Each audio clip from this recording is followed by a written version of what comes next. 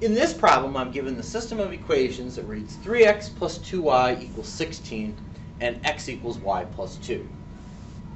Since we know, based on the second equation, that x equals y plus 2, in the first equation, I'm going to change x into y plus 2. So the problem will now read 3 parentheses y plus 2, close parentheses, plus 2y equals 16.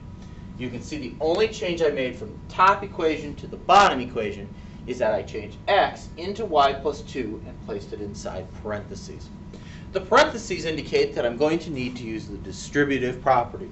The distributive property tells us that I take the number in front of the parentheses when it's a multiplication problem and carry it through to everything inside the parentheses, again using multiplication.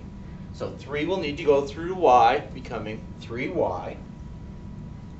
And 3 will also need to go through to 2, becoming 6.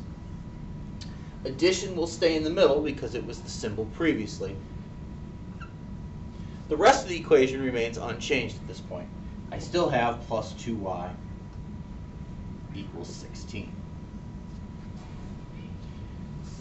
Now I desire to combine the y terms, meaning I want to put together 3y and 2y. When I add those two together, the result is 5y. So the problem simplifies to 5y plus 6 equals 16. Now I need to move constants or lonesome numbers to the right side of the equal sign. So I'm going to need to move the 6 to the right side of the equal sign. I'm going to do that by subtracting 6 from each side.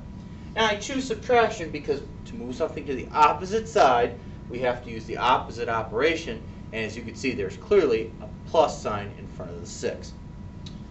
When I do that, the result is 5y equals 10, which is a multiplication equation. To solve the multiplication equation, we need to divide. In this case, I need to divide each side by the number 5. Dividing across by 5, I obtain a solution of y equals 2. Now I'm going to go back to the top and pick the shortest looking equation. The shortest looking equation appears to be this second equation, x equals y plus 2. However, we've just learned that y is equal to 2. So now I'm going to take that equation and change y into 2. When I do that, the equation changes into x equals 2 plus 2. 2 plus 2 is a simple addition problem, and we know that x as a result is equal to 4. So the solution is that x equals 4 and y equals 2, or in other words, we could use the ordered pair 4, 2, which will suffice as a response.